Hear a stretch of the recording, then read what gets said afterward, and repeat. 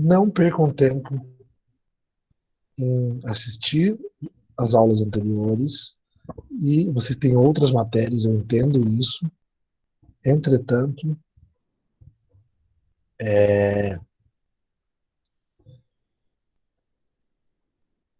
nosso,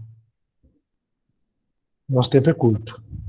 Bom, com relação aos senos e aos sinos, gente, no final da disciplina de Química Orgânica 1, vocês devem ter estudado as reações de eliminação, certo? Eliminação E1 e E2. Esses dois mecanismos têm um arquivo que eu explico resumidamente como funcionam esses dois mecanismos lá no Drive. Bom, em relação à dupla ligação, vocês já têm uma ideia de como forma essa dupla ligação através desses dois mecanismos de eliminação. E, para vocês terem uma ideia da importância, vários organismos vivos produzem compostos com dupla ligação que têm função farmacológica. Ou seja, essas duplas têm papel essencial na atividade biológica de um determinado composto. Diante disso, entender como funciona essas duplas ligações é importante para que a gente possa prever como produzir esses compostos ou até mesmo saber como que eles agem dentro do sítio ativo de uma enzima, por exemplo, gerando essa atividade biológica. O exemplo mais clássico disso são esses compostos aqui, ó, que tem uma, duas ou três duplas. Aqui no caso, é o ácido oleico. Vocês estão enxergando bem? Vou até apresentar assim. Olha só, quando tem esses compostos com dupla ligação, eles podem estar desta forma ou desta forma. Eles são isômeros, que têm a mesma forma molecular. Eles são estereoisômeros, pois têm a mesma conectividade dos átomos, entretanto, eles têm arranjo espacial diferente. E não é a imagem especular um do outro. Então, eles são considerados diastereoisômeros, ou isômeros geométricos. Essa dupla, comumente chamada de cis, e essa dupla comumente chamada de trans, tá? De lados opostos e do mesmo lado. Mas a nomenclatura IUPAC é chamada de Z e E. É isso que a gente vai discutir hoje na nossa aula.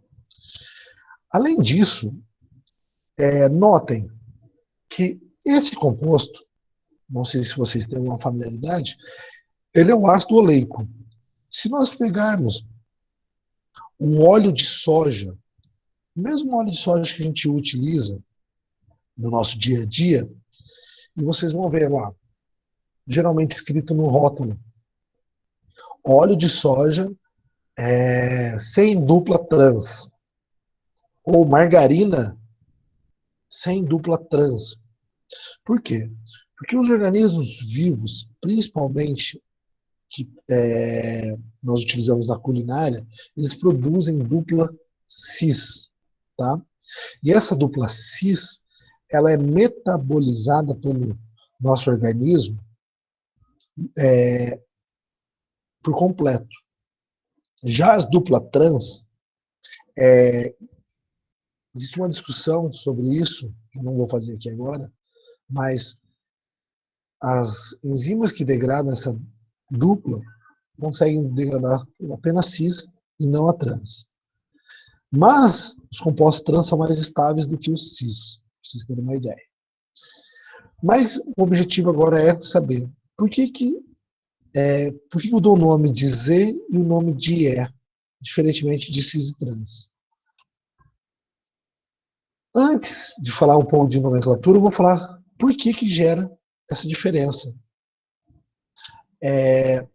As duplas ligações, elas são formadas por 3 ligações sigmas e uma π. O orbital relacionado a essa ligação π é um orbital p que não está hibridizado. E os outros orbitais são orbitais sp2. Ou seja, porque hibridizou apenas dois orbitais p com um orbital s.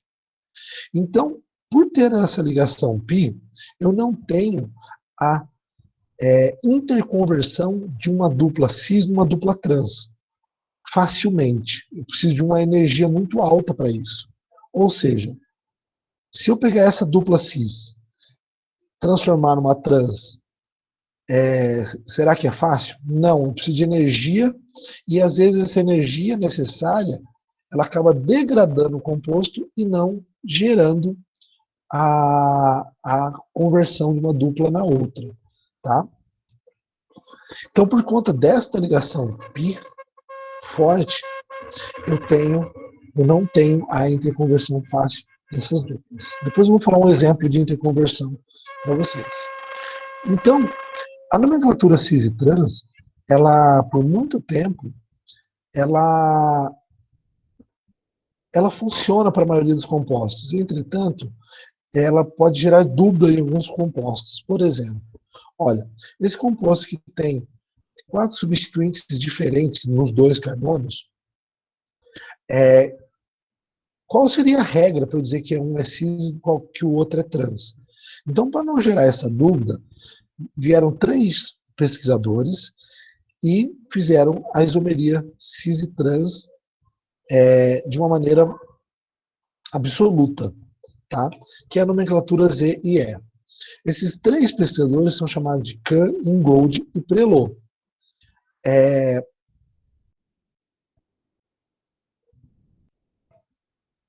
Deixa eu só...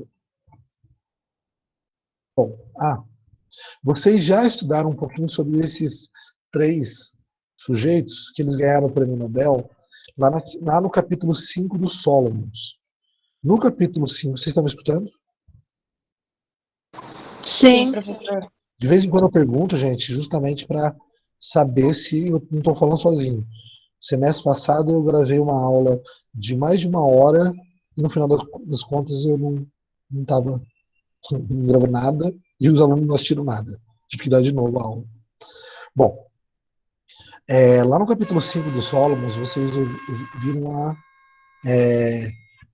estereoisomeria e viram a nomenclatura RS, tá? Aqui vocês vão ver a nomenclatura Z e E. Como é que funciona essa isomeria? Como é que eu faço essa nomenclatura? É isso que eu vou mostrar para vocês de uma maneira mais... É muito mais fácil do que ver RS, tá? Então, olha só. Em todos os casos, quando eu falo de nomenclatura, as regras de Kahn, Ingold e Prelot, elas se referem a um número atômico para definir as prioridades. Então, neste caso aqui, ó, esses 2 exemplos estão aqui. Quando eu pego, o que seria Z? Z, do alemão, zusammen, ele é do mesmo lado.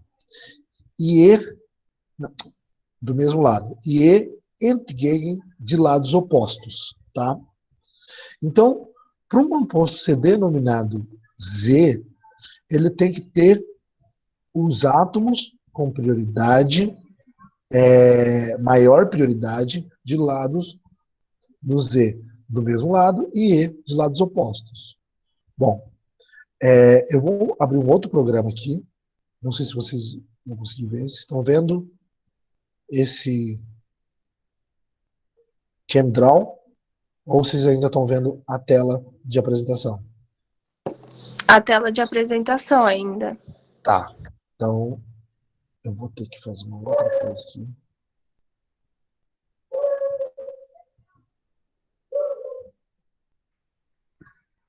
Vou apresentar a tela inteira que eu consigo mudar.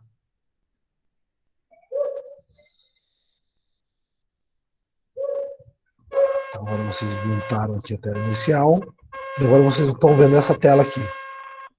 Em branco, praticamente. Certo? Sim. Bom, esse aqui é um programa, gente, chamado ChemDraw. Depois eu mando o link que vocês podem baixar ele, tá? Eu baixei ele free, então Eu uso ele muito. Vou dar um zoom aqui. Aqui, gente, Tá olha. ruim o áudio. Tá dando interferência, professor. Vamos esperar um pouquinho, que deve ser a internet. A minha internet. Estão escutando agora? Sim. Sim, agora parou. Enquanto isso, olha, eu vou pegar esses dois compostos aqui. Estou usando de exemplo, vou colocar aqui para ficar mais fácil. Ficou muito grande.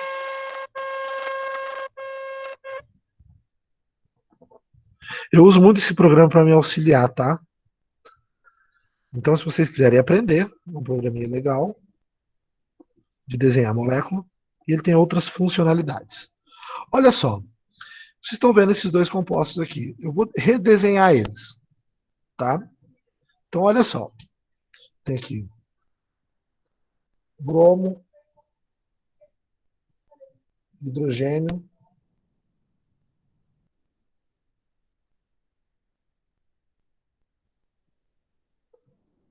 cloro, CH3. Então, gente, o primeiro passo para saber a nomenclatura desses compostos é o seguinte. Olha, esse é isômero desse. Então, eu preciso fazer de um só. Não preciso fazer dos dois. O primeiro passo é passar uma linha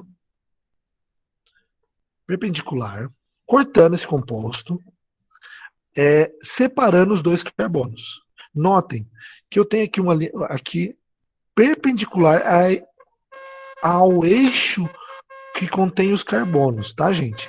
Então é necessariamente necessário que vocês façam esse corte nesta posição e não nesta posição, tá?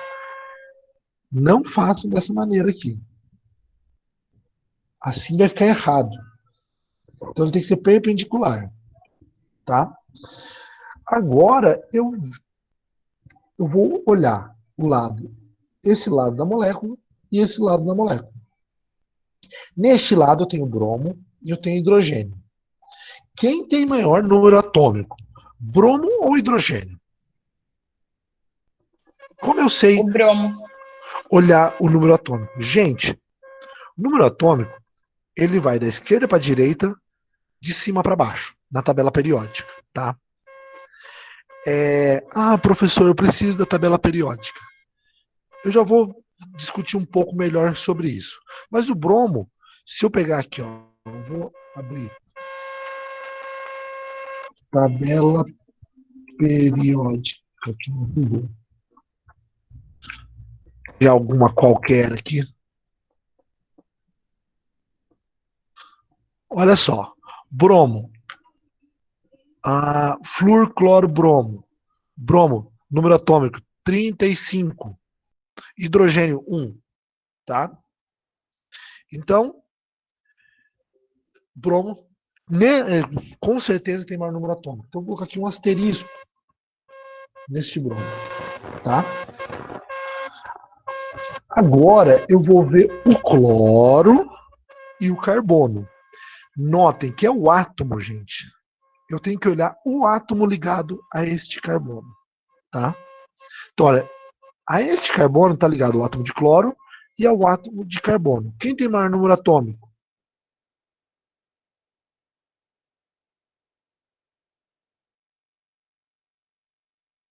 (17). Tá? Bom, os grupos de maior prioridade que estão com asterisco, eles estão do mesmo lado ou de lados opostos? O lado oposto. Não, gente, olha. É do mesmo lado. Você tem que olhar agora, vocês têm que olhar assim, ó. Se eu tenho aqui o plano da molécula, do jeito que eu desenhei aqui, ó, o plano da tela é o plano da molécula. Então, vamos dizer que a gente olha o asterisco. O asterisco, eles estão do mesmo lado ou de lados opostos. Se fosse assim, seria de lados opostos, tá?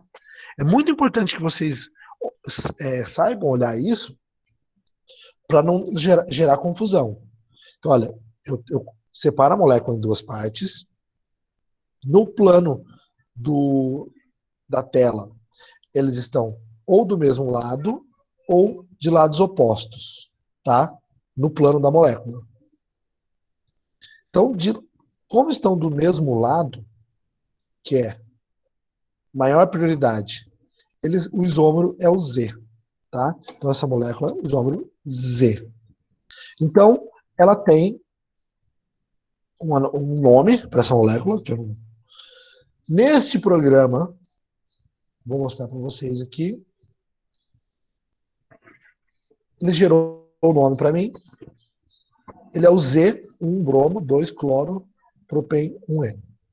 Tá? Então eu gerei o nome dessa molécula, porque o software faz isso. Notem o Z aqui na frente. Mas eu tenho que saber identificar esse Z. Nem sempre o software consegue ver para todas as moléculas. Tá? Se eu pegar o outro isômero agora, ó, eu vou pegar essa mesma molécula.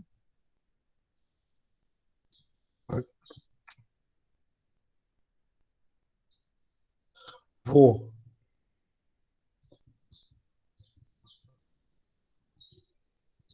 entrar? Não.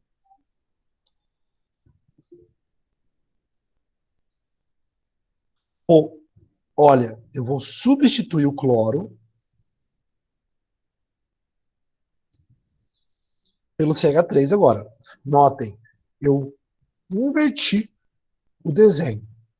Eu tenho que agora, a prioridade agora é aqui. Ó. Esse composto agora é o isômero E. Ou em minerais, E. Tá? Vamos ver se é isso mesmo? Deixa eu... O software me deu o nome E, 1 bromo, E, 1 bromo, 2 cloro, propen, 1 eno. Tá? Notem que eu tenho agora os dois isômeros. Nesta parte da disciplina, só um minuto. Nesta parte da disciplina, vocês vão ter que aprender a descobrir o nome não, o isômero da molécula, se ele é E ou Z. Só para finalizar, ou seja, o isômero que seria trans aqui, então a gente pode fazer essa analogia. Trans é o E e o cis é o Z. Tá? Entenderam? Pode perguntar agora? Me explica esse Z, um bromo. Oi? Ali, na outra tela. Isso. Esse é o nome da molécula. Seria o nome e o PAC para essa molécula. Tá? O que eu quero que vocês entendam, gente, que nós não temos, nem na Orgânica 1, nem na Orgânica 2, nomenclatura é uma coisa que vocês têm que ir aprendendo. Se eu ficar um semestre dando só nomenclatura, vocês vão ficar um semestre. Nomenclatura é técnica, existem técnicas básicas, por exemplo, 2 carbonos, prop, met, et, 3 carbonos, met, et, prop. No carbono 1, que tem maior prioridade, 1 bromo, 2 cloro, prop, 1 eno, EN, que significa uma dupla ligação. Vocês já devem ter tido isso, deveriam ter tido isso no ensino médio, para vocês terem uma ideia. Tá? E aqui a gente aplica e vai discutindo um pouco sobre isso, tá? Então, essa é a nomenclatura. Se vocês quiserem depois um pouco mais de detalhe, a gente pode discutir isso, tá? Mas não é agora que eu vou ensinar tudo isso para vocês e também isso aqui é um conteúdo. Mas o importante que eu quero frisar para vocês é descobrir o Z e o E, tá? Se é cis ou trans, ou seja, se é Z ou E. Deu para entender?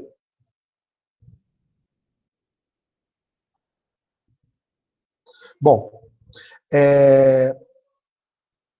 continuando, gente, a segunda que eu quero mostrar para vocês hoje. Olha, não adianta vocês ficarem tentando, eu ficar fazendo exemplos aqui para vocês, se vocês não colocarem no papel e vocês mesmos fizerem, tá? Eu vou dar eu vou dar outros exemplos, não vou discutir aqui todos os exemplos, mas eu vou dar um exemplo aqui com relação a esses daqui, ó. Porque eles têm uma... Eu gosto de mostrar, por exemplo, esse primeiro, porque ele é mais difícil. Estão vendo minha tela? Estão vendo, gente? Sim, Sim. sim.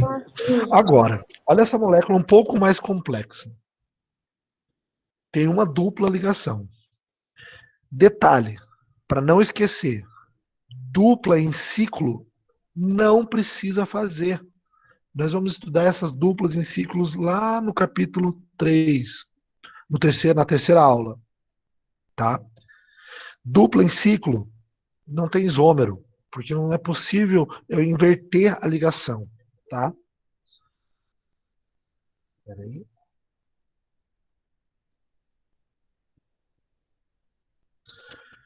Bom, como que eu vou descobrir se essa dupla é cis ou trans? Z ou E, para essa molécula. Eu poderia apertar o clique ali do nome e descobrir o nome dela. Entretanto, o que nós vamos fazer? Então, o que eu tenho que fazer no primeiro passo? Cortar a molécula.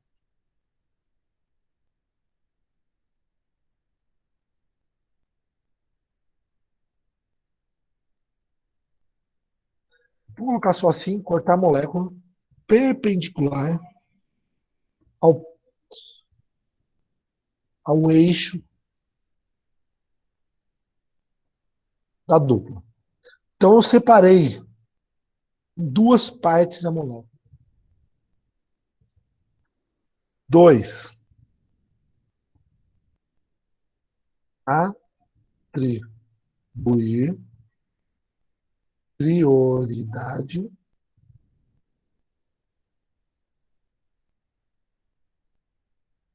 para cada ligante. Atribuir prioridade para cada ligante.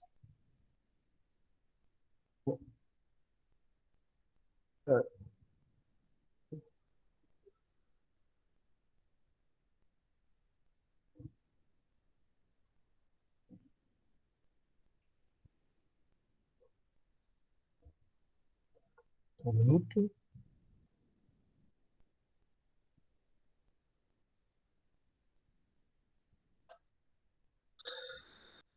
Olha só. Nesta porção da molécula, quem tem maior prioridade? Esta porção ou essa? Pergunta para vocês. Quero que vocês agora interajam um pouquinho comigo.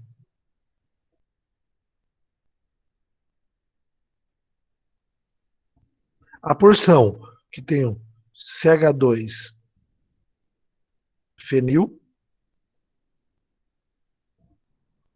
Vou explicar isso para vocês, de nomenclatura também. Ou que tem o cloro. Cloro? Continuar Tem o dizendo cloro? Muito bem, cloro. Lembrando, atribuir prioridade para cada ligante no carbono. Para cada átomo ligado ao carbono da dupla. Eu coloquei de propósito desta forma, porque eu não vejo o grupo. Ah, esse é maior ou esse é menor. Não importa, gente. O que importa é o átomo.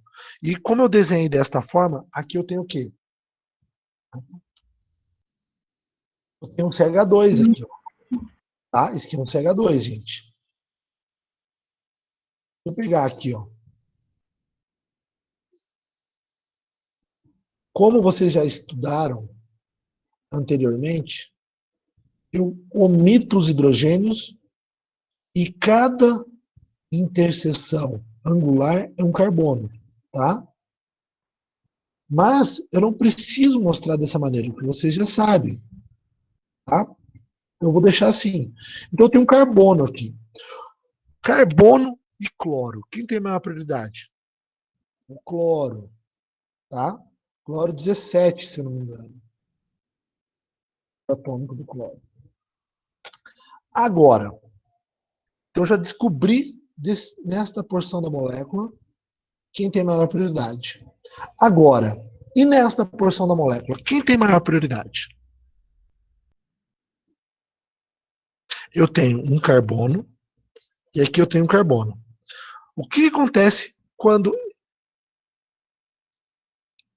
empatou, não empatou? Sim. Então, gente, voltando lá no capítulo 5, onde explica isso detalhadamente, eu vou fazer bem devagar aqui para vocês entenderem. Notem, carbono. Então, olha só. Eu tenho um carbono e aqui eu tenho um carbono. Eles empataram, certo? Então, quando empata, gente, a gente coloca assim, ó.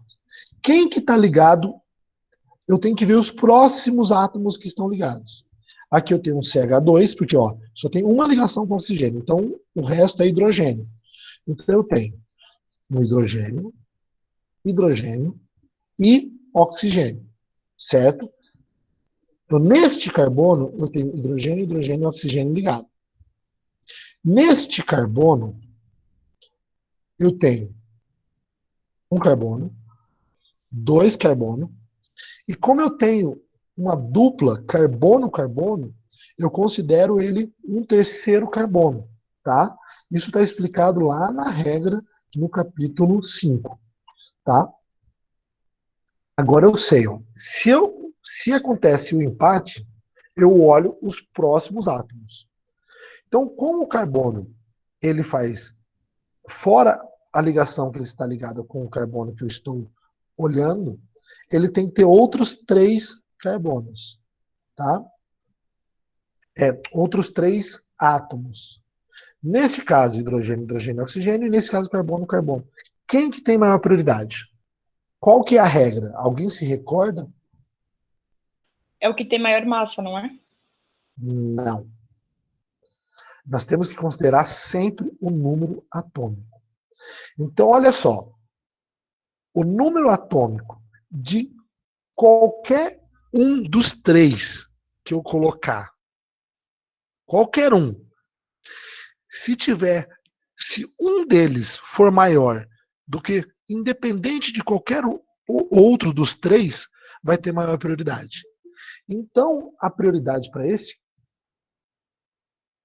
esta molécula é o CH2OH tem maior prioridade do que o grupo fenil aqui, tá?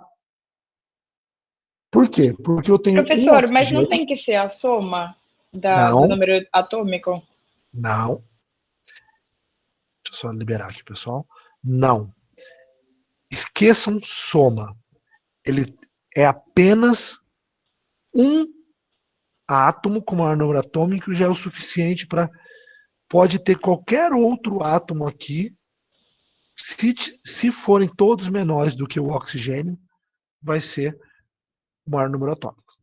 Então, notem que os asteriscos com relação ao eixo, que é o plano da dupla, eles estão de lados opostos. Lados opostos é o quê? Trans.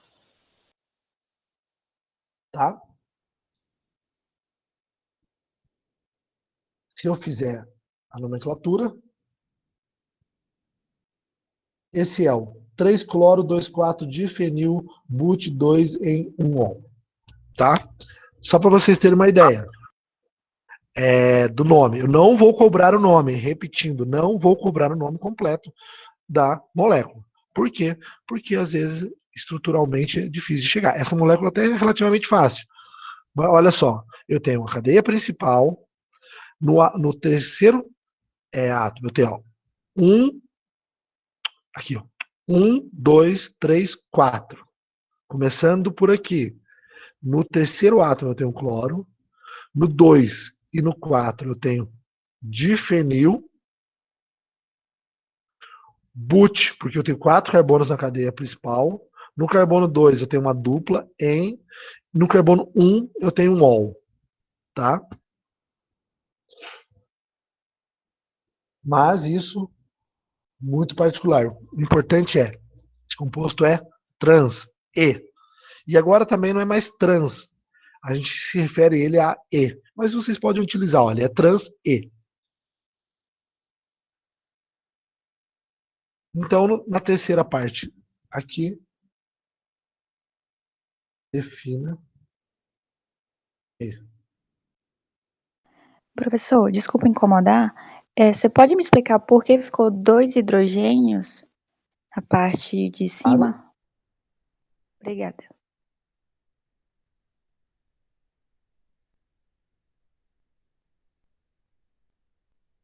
Só um minuto.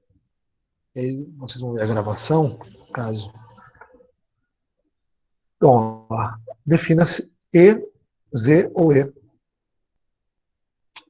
Ó, neste carbono aqui, ó, vou tirar o asterisco. Neste carbono, eu tenho, está omitido um hidrogênio, tá? Então, olha só, eu vou colocar eles aqui até para ficar mais fácil. Olha a nomenclatura mudando, é uma nomenclatura normal. Quando eu tenho omitido em cada interseção, o que estiver faltando é hidrogênio. Então, neste carbono aqui, ó, eu tenho um hidrogênio ligado, outro hidrogênio ligado e um oxigênio, tá? Neste carbono aqui, ó, eu tenho um carbono, e a regra de nomenclatura, quando eu tenho uma C dupla C, eu considero isso daqui, ó, C. Eu não considero mais uma dupla, C não é CH3, tá? E aqui, como se fosse uma simples. Tá? C e C. Sem o hidrogênio, tá? Aí eu considero um carbono, 2 carbonos, 3 carbonos. Tá? Isso eu vou imaginar. Lá no capítulo 5 explica certinho. Se fosse uma C dupla O, eu consideraria um oxigênio a mais. Tá? Nós vamos ver depois. Tá bom. Deu para entender? Obrigada, professor. Deu sim, obrigada. Bom. Então, gente, só para retomar um pouquinho a discussão, é importante que vocês sempre deem uma olhada na aula antes de eu discutir essas coisas, porque certo conteúdo, se vocês não tiverem já olhado, é difícil de explicar, tá? Por conta disso. Os outros dois eu posso deixar como exercício, e eu acho que na aula também eu expliquei eles lá na aula gravada, como é que faz esses dois. Mas de qualquer maneira, na aula que vem, vocês podem retomar isso, só tem que lembrar, tá? E eu vou prosseguir, porque eu preciso prosseguir. Voltando aqui um pouco, deixa eu ver se tem alguém querendo entrar. Voltando aqui um pouco à interconversão que eu tinha comentado com vocês, notem que para o isômero cis, por exemplo, virar o isômero trans, eu tenho que quebrar essa ligação π, tá? E aí vou restabelecer ela no final. Então, gente, isso demanda um pouco de energia. Entretanto, não existe? Claro que existe. Eu vou dar esse exemplo para vocês. Olha que fantástico que é esse exemplo. Para quem está estudando bioquímica e farmácia, entender os fenômenos da natureza e como eles, como as moléculas, elas mudam de acordo com as propriedades físicas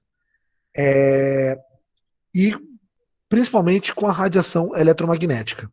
Gente, a radiação eletromagnética vocês vão estudar talvez em todo o curso, mas não detalhadamente. O pessoal da bioquímica acaba estudando um pouco mais em métodos espectrométricos, tá? Mas olha só, a luz aqui, ela é uma fonte de energia, tá? Se eu pegar os comprimentos de onda da luz, eu tenho uma faixa de 270 a 400 e poucos nanômetros. Olha só, a rodopsina, eu tenho essa aqui é uma proteína.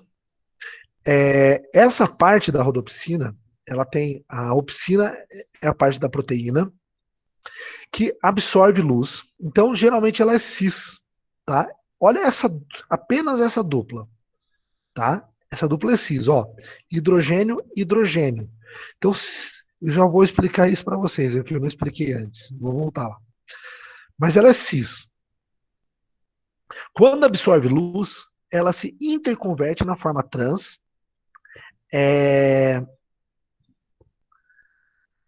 E na hora que eu tiro a luz, ela volta a ser a cis.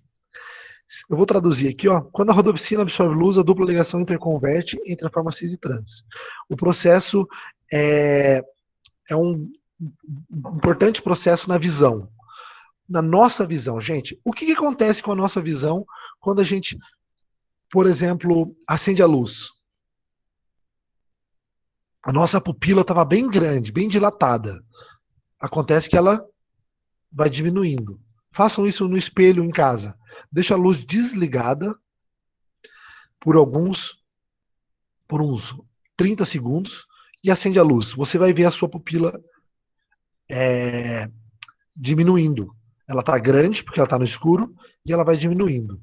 Então, está envolvido esse processo aqui, tá, gente? Tem explicações melhores bioquimicamente no YouTube, por exemplo. Uma coisa que eu esqueci de falar, que eu quero voltar aqui. Gente, prioridade. Vamos falar um pouquinho de prioridade. Prioridade dos átomos. Muitos vão dizer, professor, eu preciso da tabela periódica. Como eu estou falando de número atômico Z, os compostos de carbono, eles são formados por quais átomos geralmente? Carbono, hidrogênio, oxigênio, nitrogênio, fósforo e enxofre. E flúor, cloro, cromo e iodo. Iodo. Tá? Então, os compostos de carbono geralmente têm esses átomos. Vamos tirar aqui, ó. Deixa eu pegar aqui. Fazer uma coisa aqui.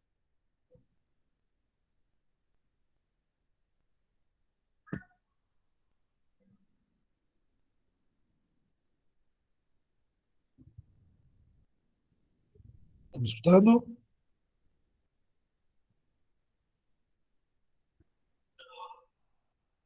Vou meter essa parte.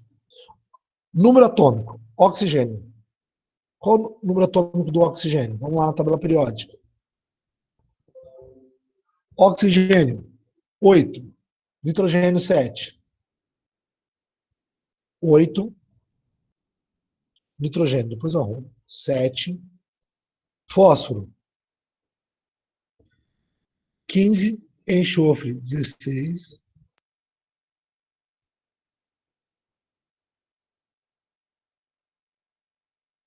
Flúor, 7. Cloro, mesmo, 17, 35, 53. Zé, Oi. O flúor é 9. 9, certo. O nitrogênio que é 7. Biologia. Vamos lá. Deixa eu só reorganizar isso aqui para ficar mais bonitinho. Oxigênio, 8. Nitrogênio, 7. Vamos diminuir isso aqui, né?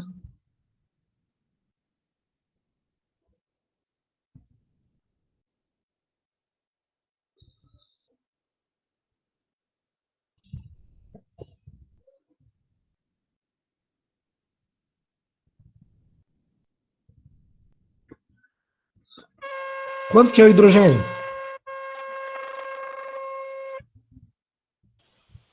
1. E o oxigênio? 6. Não, o carbono. 6. Número atômico. Notem, todos esses ganham do hidrogênio e do carbono. Certo?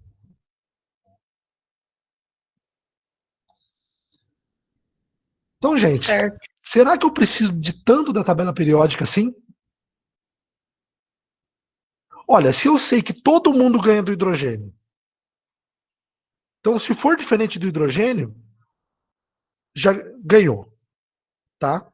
Então, quando eu pego uma dupla, que eu mostrei lá para vocês, da rodopsina, que estava assim, ó. Não mostrei nada aqui. Se eu não mostrei nada, é porque é o hidrogênio, tá? Então, deixa eu até tirar essa. Então, olha só, se eu tenho aqui, ó, e não mostrei, eu sei que essa dupla aqui é o quê? Trans. Se ela é trans, é Z. Se ela tiver desta forma aqui, ó, independente do que tiver ligado, vai ter um exercício assim, ó. Eu tenho hidrogênio. Como ela está omitida, o hidrogênio, ela é trans. Nota a diferença da dupla cis para a dupla trans. Tá? Vou até apagar aqui. Ó. Notem. Ó. Ela é bem diferente quando tem hidrogênio. Então todo mundo ganha do hidrogênio. Se não é hidrogênio, é carbono, todo mundo ganha também do carbono. Muito dificilmente você vai ter, por exemplo, uma coisa dessa forma aqui, ó. Cloro e, por exemplo, o oxigênio. Por quê? Porque são dois elementos eletronegativos, essas moléculas, elas existem no papel, pra vocês terem uma ideia. Mas, na vida real, muito difícil, porque elas são muito instáveis, tá? Porque tem dois elementos eletronegativos retirando elétrons da dupla. Mas isso é uma forma para tentar facilitar a vida de vocês, tá? Para a gente não ficar dependendo da tabela periódica para tudo. Que nem tudo a gente precisa da tabela periódica, tá? Aí quando vocês começarem a fazer os exercícios, vocês vão notar isso, tá?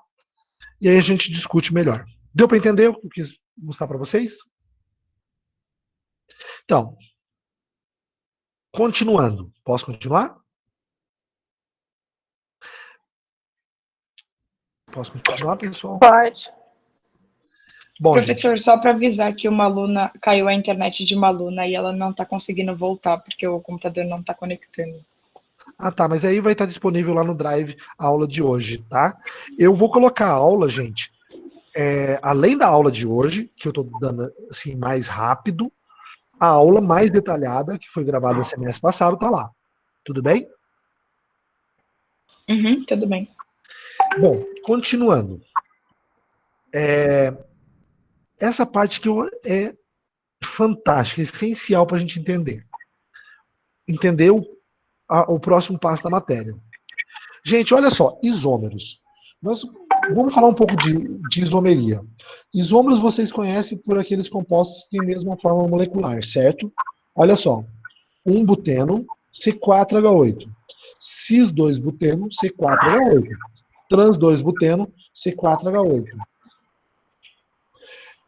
Então, eu tenho os compostos com o mesmo forma molecular. Agora, eu gostaria de saber, de entender, quem é mais estável. Quem é mais estável desses três? Digamos que eu não sei. Tá? Mas olha só, vamos falar um pouquinho sobre isómeros. Esse buteno, alguém está com o áudio aberto, gente. Fecha, por favor. Senão eu não fecho aqui.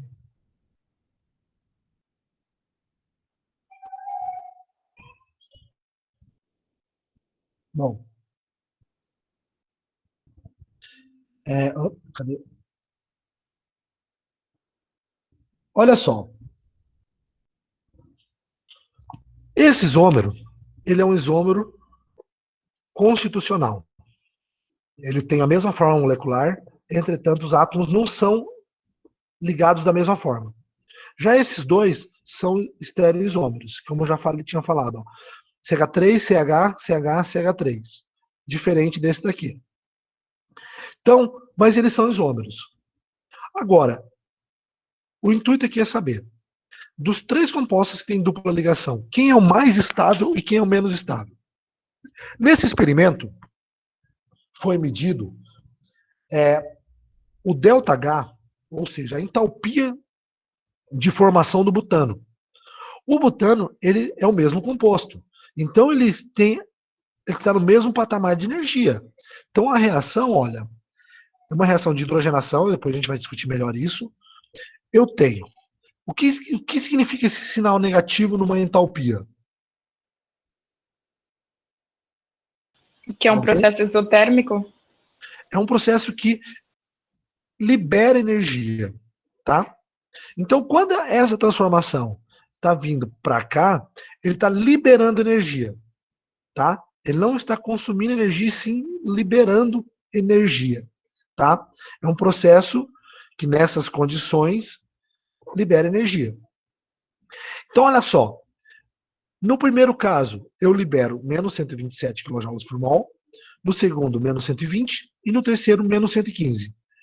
A partir dessas propriedades, quem eu posso afirmar que é o mais estável e quem é o menos estável?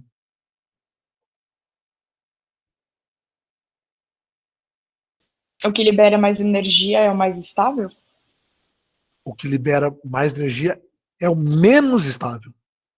Porque ele estava segurando energia. Olha, o composto aqui é o mesmo. Então, vou mostrar esse gráfico aqui. Ó. No patamar de energia, eles são iguais. Os três formaram o mesmo composto. Mas, para existir, ó, ele tinha um pouco mais de energia. Ele tinha 7 kJ a mais do que o cis. E 5 kJ a mais, na verdade 12 kJ a mais do que o trans. Opa. Então, olha só, para existir, ele estava acumulando nos seus átomos mais energia do que os outros dois. Isso é importante para a gente entender o seguinte, que o composto, que a gente chama aqui, ó, essa dupla, está na extremidade, tá? Ela é menos estável, ó, a dupla, né, na extremidade, ela é menos estável do que o cis, menos estável do que o trans e menos estável aqui do que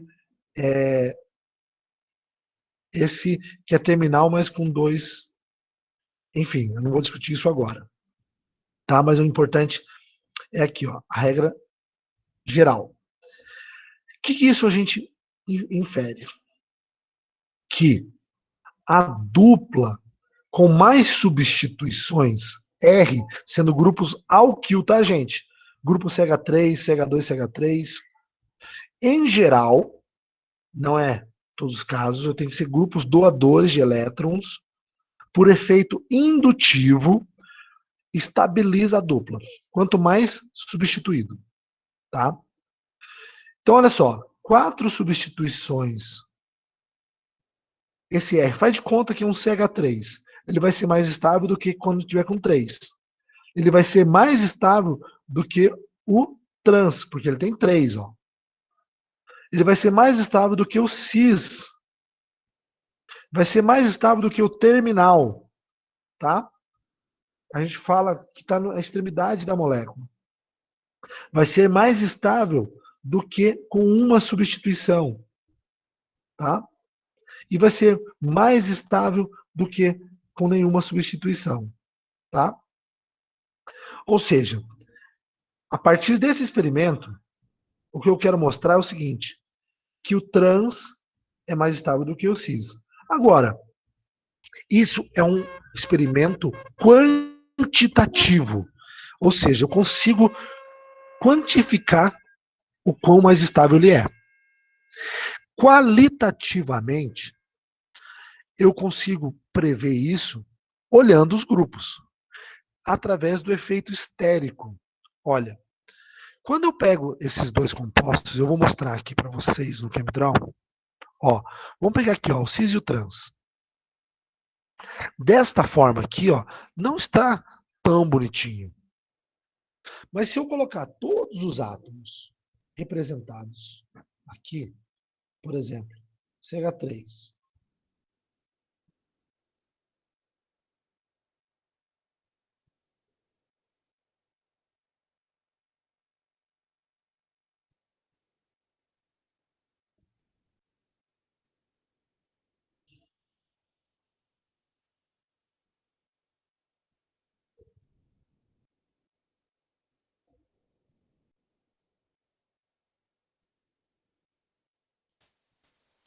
Professor, eu não estou ouvindo nada. eu não estou falando, peraí. Ah, desculpa. Eu só tô quando eu desenho, gente, acaba demorando um pouquinho para. Semestre passado eu tive que fazer todos os mecanismos falando, desenhando, para dar tempo, gente. Então, muita coisa, detalhe, acaba se perdendo. Assim, chegou um aluno novo aqui, gente. Vocês estão conseguindo ver? Fala um oi pro povo ali. Oi. Fala oi. Oi. Agora fala tchau. Tchau.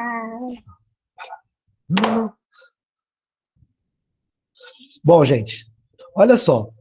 Intuitivamente, a gente fala que qualitativamente, eu também chamo de intuitivamente.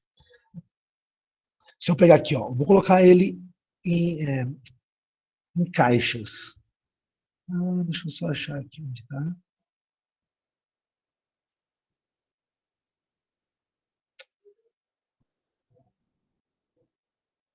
Às vezes some as coisas aqui. Imagine só. Gente, os átomos, isso a gente vai discutir depois, ó. Imagina, ele tem um campo magnético. Esses três átomos aqui, ó, ele tem um campo magnético. Olha só. Se eu pegar aqui, ó.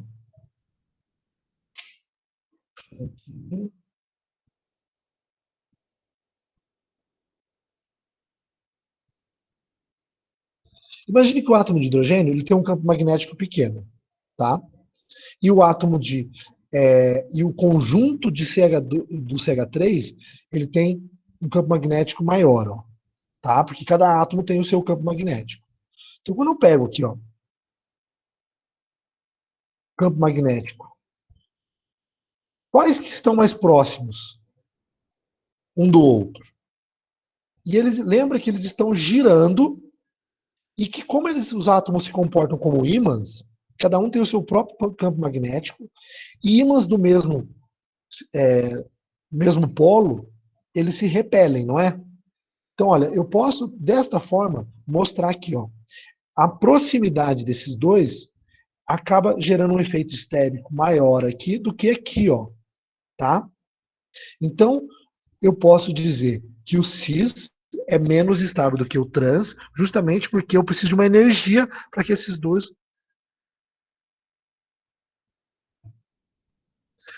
para que essa forma exista. Então, por isso que um é mais estável do que o outro. Deu para entender cis e trans? Mostrando dessa maneira? Sim. Bom, então, gente, essa regra geral que nos auxilia a saber o que vai ser a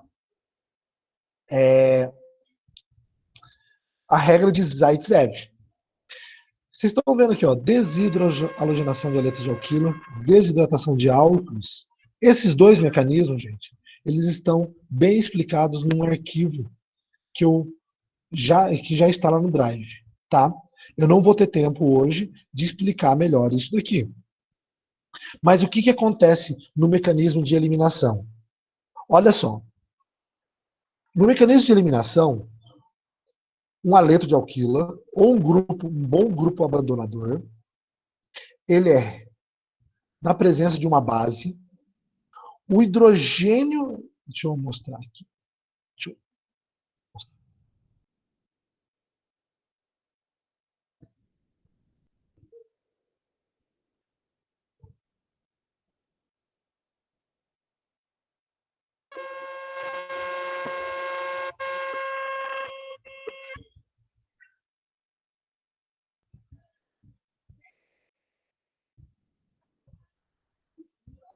Notem, perdeu um pouquinho de configuração aqui, mas deixa eu tentar aumentar um pouquinho mais.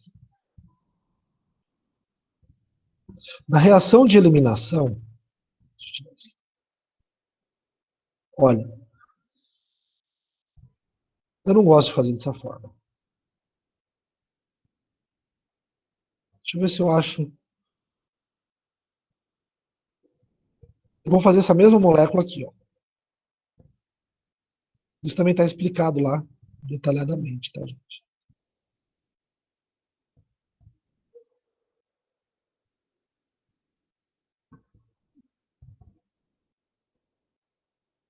É a mesma molécula, tá? Esse é o carbono alfa e esse é o carbono beta. Então, os hidrogênios do carbono beta, eu vou mostrar aqui, ó.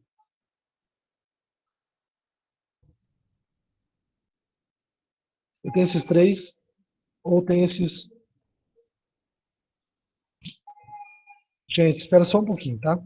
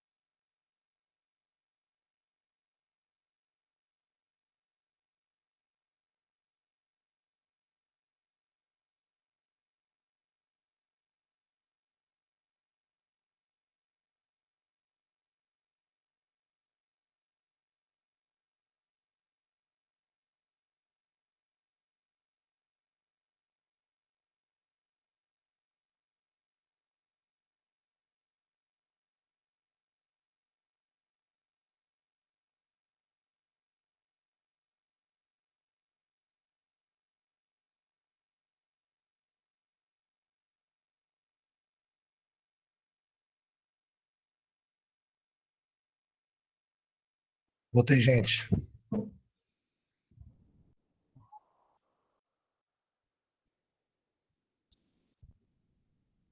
Voltando aqui, gente. Não sei se vai ficar bem claro aqui, mas olha só. A reação de eliminação ela pode acontecer de duas formas. No carbono beta, os hidrogênios do carbono beta são retirados pela base, formando a dupla, eliminando o bromo. Tá? O que nesse exemplo eu quero mostrar é o seguinte. Pode, pelo caminho A, formar a dupla nesta posição. E pelo caminho B, formar a dupla nesta posição. Observem esses dois compostos aqui. Quem é mais estável? pela regra anterior que eu mostrei para vocês.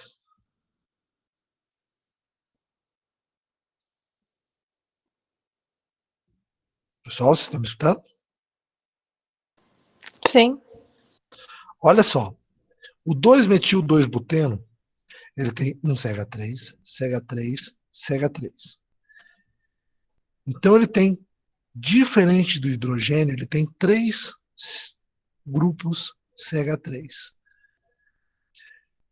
O caminho B, que formou este composto, ele tem 2 grupos diferentes do hidrogênio, sendo que na extremidade tem o hidrogênio e hidrogênio. Então, quem é o mais estável? O primeiro? O primeiro. Notem, na reação, o mais estável formou 69% e o menos estável formou 31%. Tá? Isso é chamado de regra de Zaitsev. Mas a regra de Zaitsev não é nada mais, nada menos do que a formação do produto mais estável vai ser favorecida. Por quê?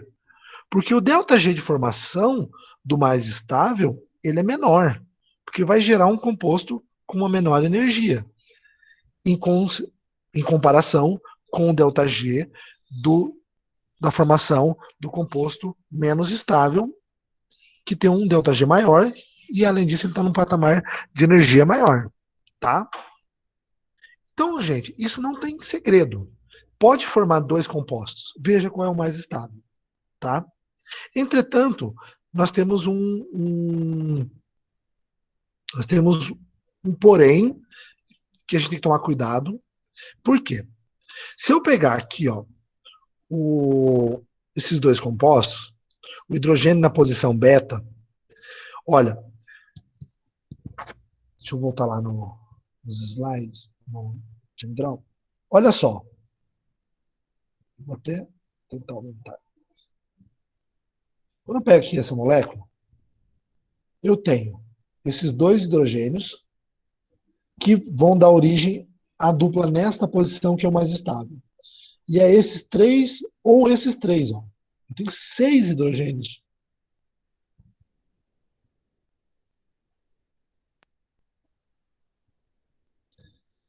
Que podem formar esse outro composto aqui. Então, não desenhando dessa forma, mas de uma outra forma, eu tenho 2 hidrogênios que eles sofrem um efeito estérico também desse grupo CH3 aqui. Ó. E esses daqui, da extremidade, eles não sofrem efeito estérico de ninguém. Apesar desses 2 formarem a dupla nesta posição, o mais estável, em termos de facilidade para retirar, esses 6 hidrogênios são mais fáceis estericamente. Por que eu estou dizendo isso? Porque se eu pegar a regra de Zaitsev, mas utilizar uma base volumosa, e quando eu chamo base volumosa, eu chamo esses compostos são chamados de terbutóxidos, que são oxigênio ligado a um grupo terbutil. 1, 2, 3, 4 ter de terciário,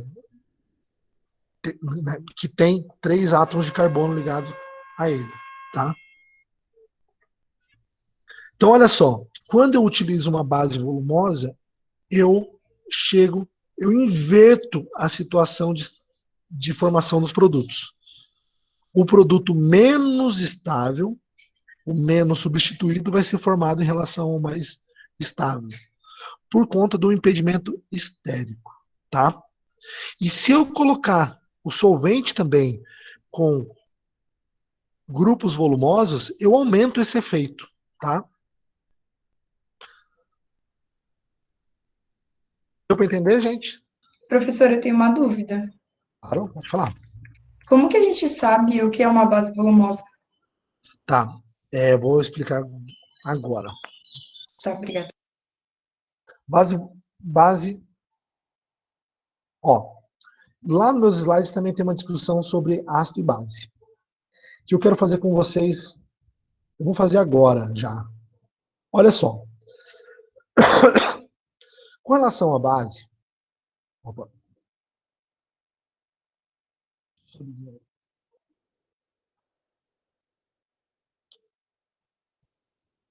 Ao longo da disciplina, eu também vou discutir talvez eu faça alguns vídeos. Deixa eu parar esse vídeo. E complementar a matéria, porque na aula síncrona às vezes não dá tempo. Tá? Olha só, olha esse oxigênio negativo. Então isso aqui é uma base forte. Isso eu vou explicar melhor também para vocês, mas lá no capítulo 3, vocês já devem ter estudado isso. Todos estudaram isso. O que é uma base forte e uma base fraca. Tá? Estou chamando esse aqui é o metóxido. Tá? Digamos que ele é de sódio e o espectador sódio. Metóxido de sódio. Só um minuto, deixa eu colocar um sinalzinho de mais aqui.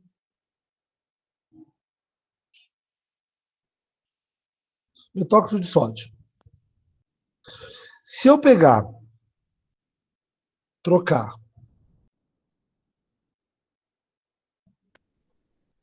aquele grupo metil por 3 grupos metil, esse é o terbotóxido de sódio. Então, essa é uma base pequena ou não volumosa, e essa é uma base grande. Volumosa. Tá? Deu para entender?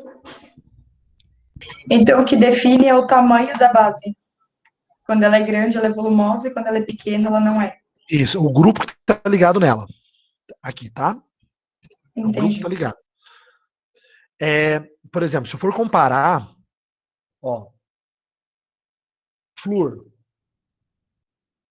temos de base, cloro, bromo, iodo. Quem seria a base? Vou colocar aqui. Fluoreto, cloreto, brometo e iodeto. Se eu for considerar todos uma base, quem é a base mais volumosa? Eu não tenho outros grupos ligados, mas eu tenho que o átomo aumenta de cima para baixo. Flúor, uma base pequena, e iodo, uma base grande. Tá? E aí a força da base a gente pode discutir também, mas acho que não vai dar tempo hoje. Mas eu vou discutir a força da base aqui. Quanto maior os grupos ligados, quanto maior o tamanho da base, ou desta forma, maior é o volume dela. Deu para entender?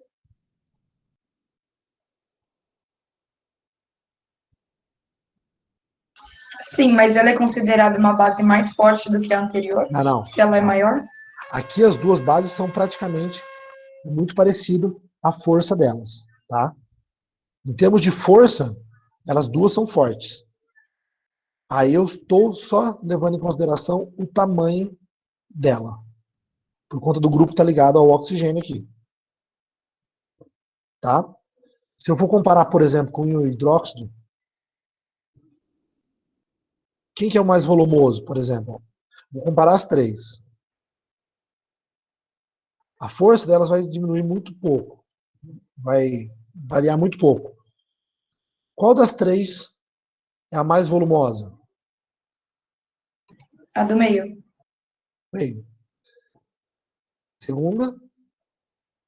A de cima? A de cima, e a menorzinha, o íon hidróxido.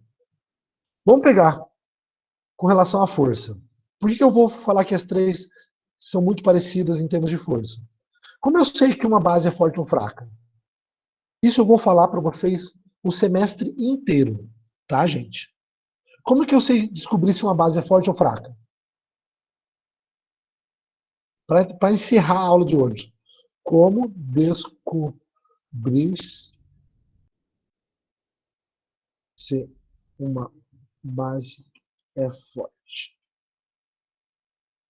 ou fraca? Me digam, como é que vocês fazem? Eu tenho uma técnica para isso. Eu posso fazer utilizando o efeito indutivo? Vendo Pode, qual tem o maior efeito? mas eu vou ensinar de uma outra forma.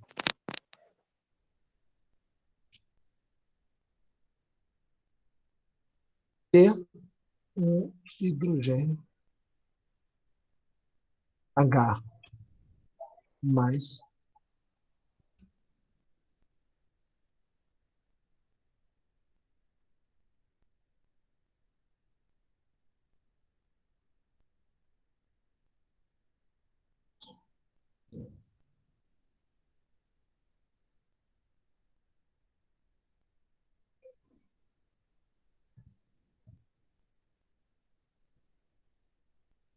dê um hidrogênio H para a base.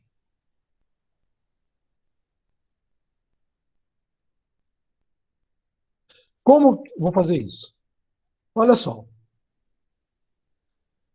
Tem o íon hidróxido. A pergunta é uma base forte ou fraca? É uma base forte?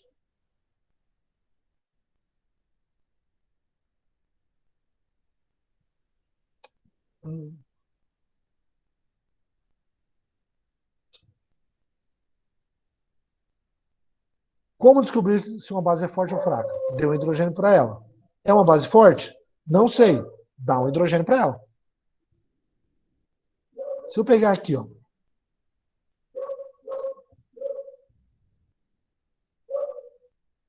se eu der um hidrogênio para o OH-, o que eu vou formar? Água. Água.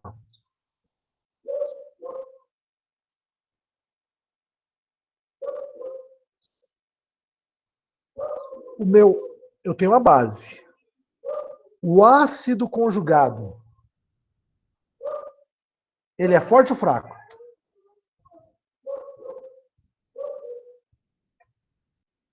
Ele é forte ou fraco? Como que eu sei? Ácido conjugado é fraco. Por quê? Porque a base é forte? Aí você está afirmando. Peraí. Você está afirmando que a base é forte. Eu não sei ainda se ela é forte ou fraca.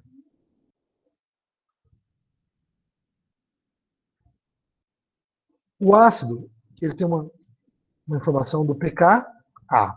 Qual que é o pKa da água? 15,7. Certo?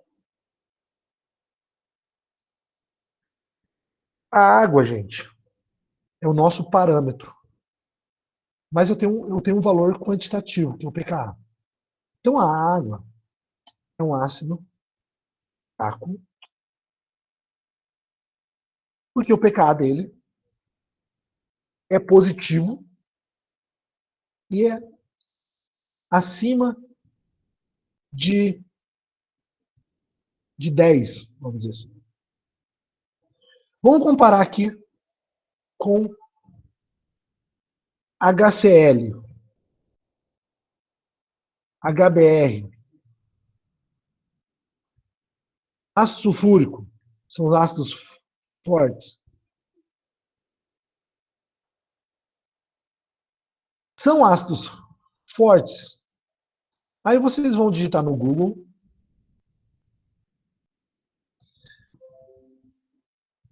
Evans pKa Table. É a melhor tabela de pKa que eu conheço, que é da Universidade de Harvard, do pesquisador Evans. Deixa eu abrir, só um minuto. Deixa eu abrir aqui a imagem dela. Olha só. Se eu pegar aqui, ó, vocês podem baixar o PDF dela. HBr em água, menos 9 e HCl menos 8. Vou pegar aqui, ó, menos 9, menos 8. Ácidos fortes. Se eu pegar o ácido sulfúrico, H2SO4. Deixa eu só ampliar um pouco aqui, porque eu não consigo ver. Menos 3.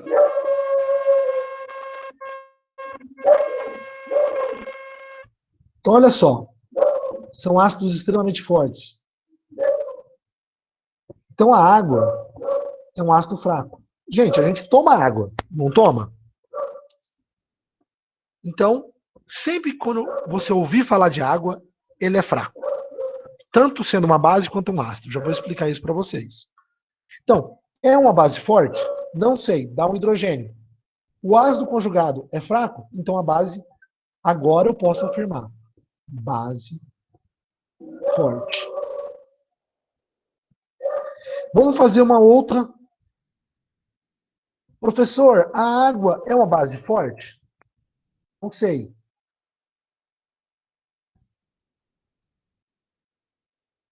Vou fazer aqui, ó. Exercício de baixo.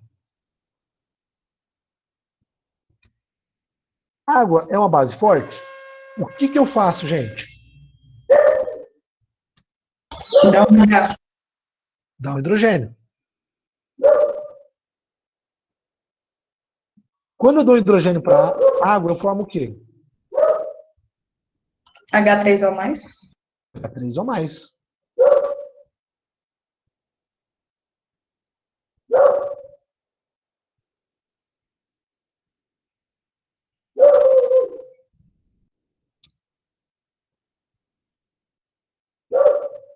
H3 ou mais, certo? H3 ou mais é um ácido forte ou fraco? Qual que é o Forte. pKa? Menos 1,7. Menos 1,7. Em geral, né? Menos 1,7. Então, eu tenho aqui um ácido forte. A minha base é o quê? É fraca. Olha só, a água é uma base fraca e um ácido fraco. Por isso que a gente bebe água, gente. Eu faço esse gatilho de memória pra gente. Não vou ficar decorando essas coisas, tá?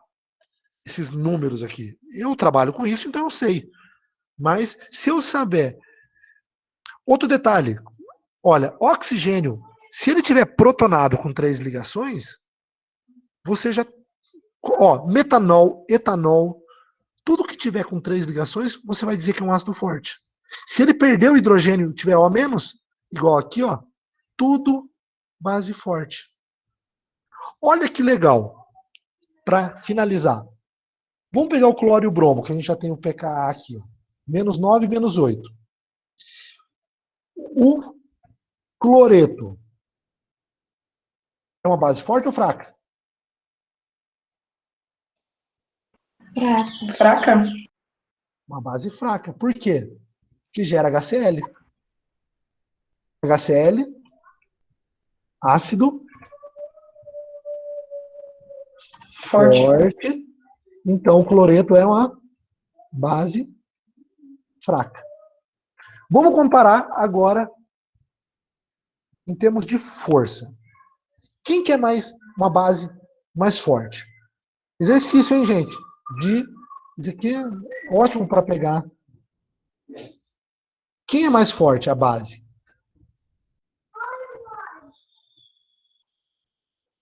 Água ou cloreto?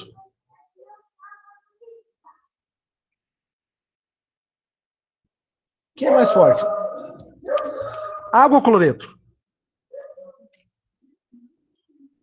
Qual? O cloreto? Ah, base mais forte. Então, olha só. Se eu der um hidrogênio para ambos, eu vou gerar HCl e eu vou gerar H3O. Aqui o pKa é 1,7 e aqui o pKa é menos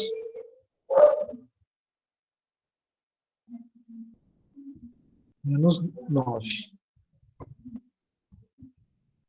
Certo? Quem é mais ácido? O HCl.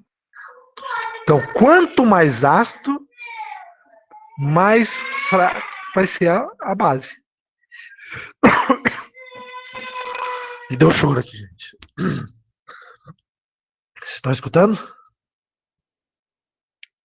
Uhum. Bom, vamos fazer a comparação aqui, ó.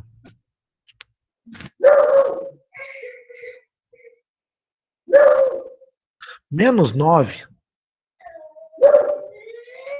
Então, ela é muito mais forte. Então, a base conjugada vai ser muito mais fraca. Tá? Então, se eu comparar o cloreto com a água,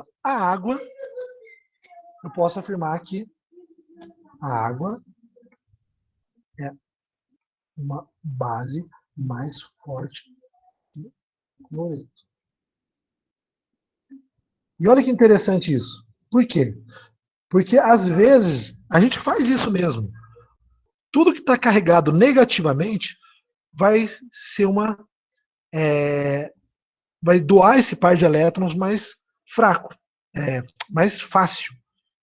Mas, na verdade, a água, em meio ácido, ela é uma base mais forte do que o cloreto. Por quê? O que acontece quando eu coloco HCl em água? Forma H3 ou mais. Então está deslocado para formação de H3 ou mais. E não para ficar na forma de HCl. Então, a água dissocia, o HCl dissocia em água, formando H3 ou mais, uma base mais fraca. Ou seja, para corroborar com essa informação, eu posso fazer isso aqui, ó, HCl. Ops, flash errada. HCl em água.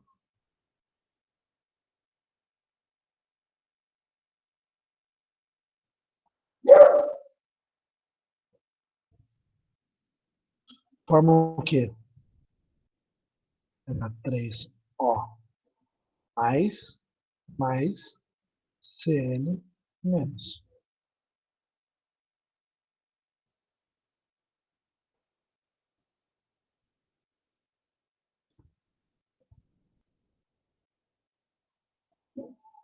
Se fosse ao contrário, estaria na forma de HCl e de água. E qual seria o mecanismo disso? O mecanismo para essa transformação é simplesmente esse daqui, ó. Que é o que a gente vai começar a estudar na nossa disciplina.